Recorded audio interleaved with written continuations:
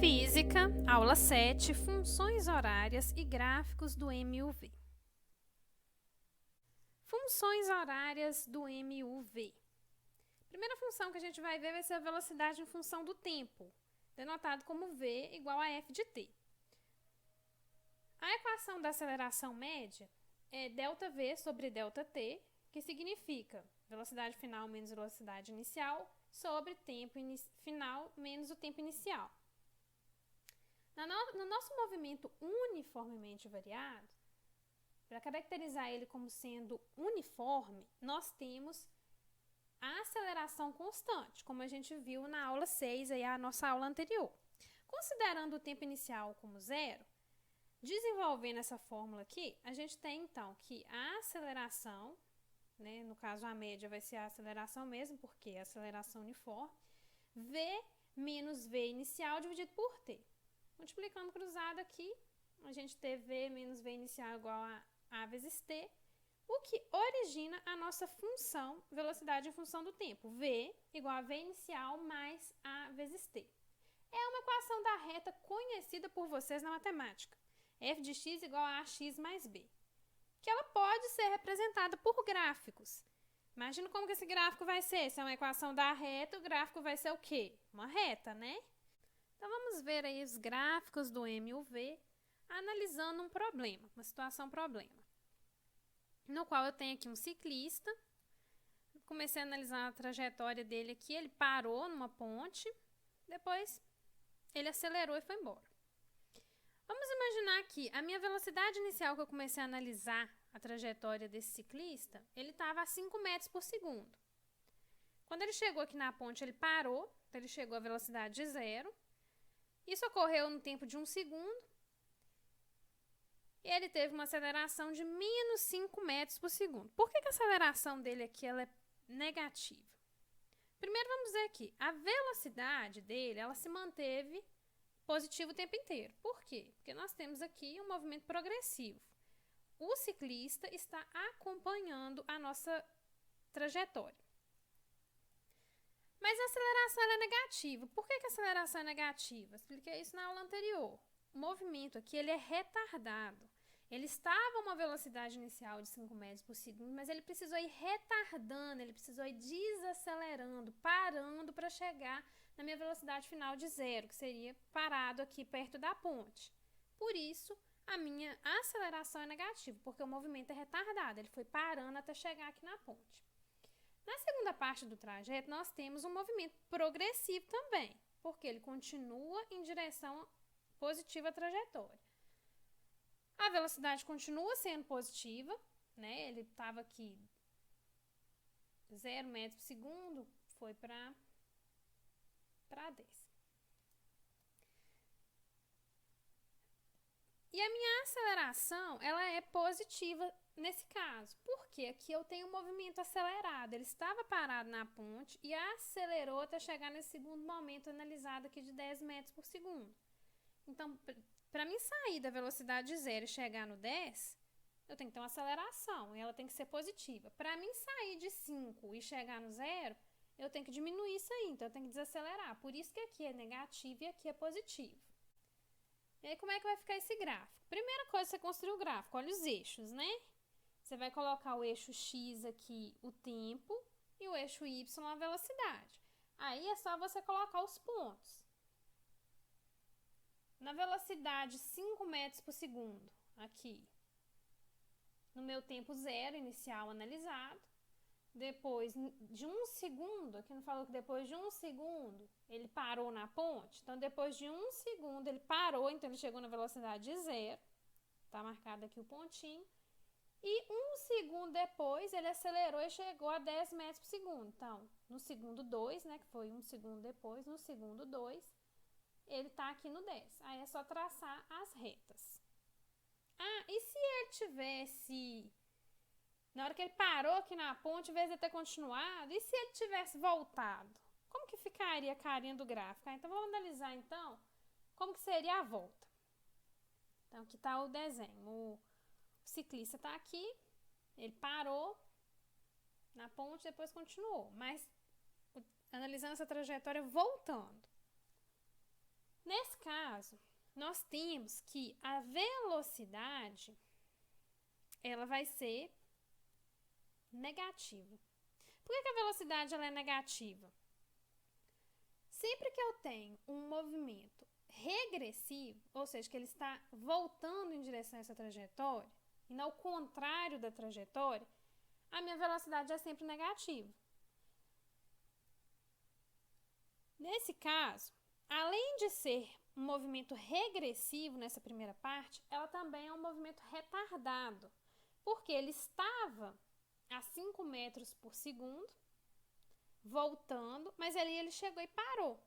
Então, para ele sair dos 5 metros por segundo e chegar no zero, ele precisa desacelerar, ele precisa ir parando. Então, o movimento é retardado. Por isso que a aceleração é negativa, porque o movimento é retardado. No caso aqui da segunda parte, o movimento já é acelerado, porque ele estava parado, começou a acelerar para conseguir chegar lá nos menos 10 metros por segundo. O menos aqui é simplesmente a orientação da trajetória. Se eu estou indo ou se eu estou voltando. O fato dele estar acelerando faz com que a aceleração seja positiva. No caso aqui, 10 metros por segundo. Aí como que vai ficar o gráfico? No caso do regressivo, a diferença é o seguinte. O nosso gráfico ele vai estar abaixo de zero, porque as velocidades não são negativas. Então, eu parti de menos 10 metros por segundo, não, menos 5 metros por segundo, né, a primeira parte aqui.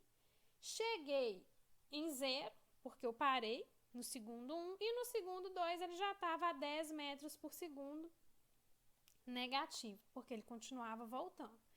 E se eu estivesse analisando aqui ele indo e voltando, como que ficaria o gráfico? Ficaria o seguinte, se ele estivesse indo aqui, ó, no progressivo, daqui até aqui, ficaria igualzinho aqui, ó, 5, e no segundo 1, 0, porque ele parou. Aí depois ele voltou para trás, então se ele voltou, o meu gráfico continuaria aqui para baixo.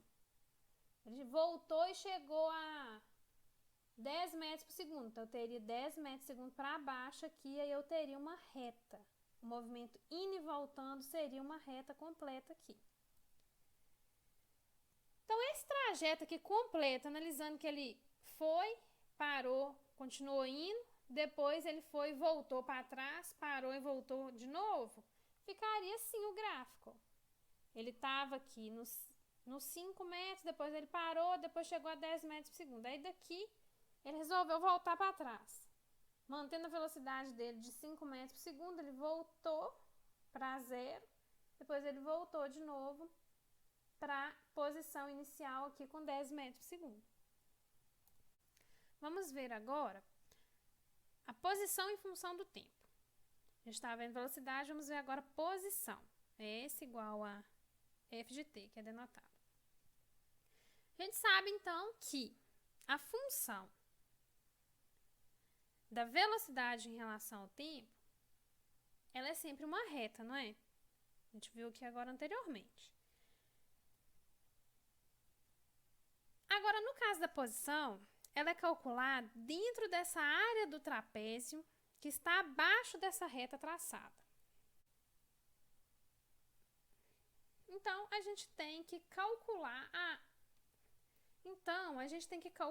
área do trapézio para saber a posição aqui dentro dessa área.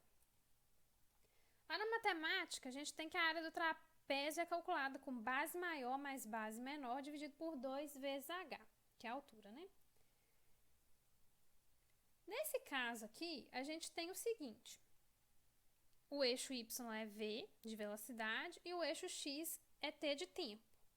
Então, aqui eu tenho zero da velocidade e do tempo, no qual esse primeiro ponto aqui significa a minha velocidade inicial. E esse outro segundo ponto que está cá em cima é a minha velocidade final. E aqui embaixo o tempo, né? O nosso trapézio, a gente tem que olhar qual que é a base menor e a base maior. Vamos olhar ele de lado aqui, ó, considerar, porque aqui desse lado para esse lado tem muita diferença não. Então, eu vou considerar aqui a minha base maior, essa parte aqui, que está maior, e essa aqui é a minha base menor. Então, essa base maior aqui significa o quê? A minha velocidade final, não está aqui no último ponto aqui na minha velocidade final. Então, essa parte aqui vai ser o V da minha velocidade final. E essa parte daqui vai ser o V inicial, que é que esse primeiro ponto não é o V inicial. Então, a primeira parte aqui eu já substituí. Dividido por 2 da fórmula, vezes H. Se aqui é a minha base, o que vai ser a minha altura? Vai ser o tempo que decorreu aqui de um ponto para o outro. Então, eu vou colocar o T aqui. Desenvolvendo isso aqui, a gente sabe, descobriu aí anteriormente, que a minha função da velocidade não é V0 mais AT, velocidade inicial mais A vezes T. E ΔS a gente sabe que é posição final menos posição inicial. Então, substituindo isso aqui, ó, substituir S menos S0 no lugar de ΔS, e substituir no lugar do V, eu coloquei V inicial mais AT, no lugar desse V aqui. Coloquei de rosa para destacar. Desenvolvendo aqui essa equação, né, a gente tem 2 V's iniciais aqui, então eu coloco 2V aqui, continua a fórmula. Cortando esse 2 ali com aquele 2, a gente chega nessa fórmula que eu desenvolvi ela. S igual a, passa esse S0 para frente, esse V0 aqui, ele tinha o 2 aqui, tinha o 2 aqui, eu cortei, ficou V0 vezes o T daqui, mas aqui não tinha 2, então continua 1 sobre 2 vezes esse AT ao quadrado, porque esse T aqui multiplicou com esse aqui. Então, essa fórmula aqui é a nossa fórmula, nossa função da posição em função do tempo. S igual a S0 mais V0T mais 1 meio sobre AT ao quadrado. Pode aparecer também como AT ao quadrado sobre 2. Isso daqui é uma equação da parábola, conhecido por vocês lá na matemática como equação de segundo grau. Ax ao quadrado mais bx mais c, que pode ser representado por gráficos. Ó, se é uma equação da parábola de segundo grau, ela não vai ser representada por reta agora não, né? Agora ela vai ser representada por parábola. Então, o gráfico do MUV aqui, quando a minha aceleração ela for maior que 0, eu vou ter essa carinha aqui do meu gráfico. Essa concavidade dela aqui, ela vai estar voltada para cima. E no caso de um movimento que eu tenho uma aceleração menor que 0, eu vou ter essa concavidade voltada para baixo. E como que fica o gráfico da aceleração? Ó, movimento uniformemente variado. A aceleração não é constante? Então, se eu tenho uma aceleração lá de 1, ela vai ser 1 o tempo inteiro. Ou se ela é 2, ela vai ser 2 o tempo inteiro. Então, aqui ela é representada por uma reta.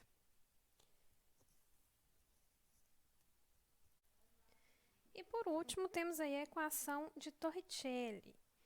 No caso, se você não tem o valor de T para resolver as equações anteriores que a gente viu, que é da velocidade em função do tempo e posição em função do tempo, você pode relacionar essas duas e encontrar a equação de Torricelli. A primeira equação de velocidade, isolando-se o termo T, nós temos aqui essa nova equação, e substituindo essa nova equação na função de posição em função do tempo, desenvolvendo isso aqui matematicamente, nós encontramos a equação de Torricelli. Então, se você estiver resolvendo alguma questão envolvendo movimento uniformemente variado, para encontrar velocidade, velocidade inicial, posição, tempo mesmo, ou aceleração, você deve utilizar uma dessas 3 equações. Se você gostou do conteúdo, dá um joinha e se inscreva no canal.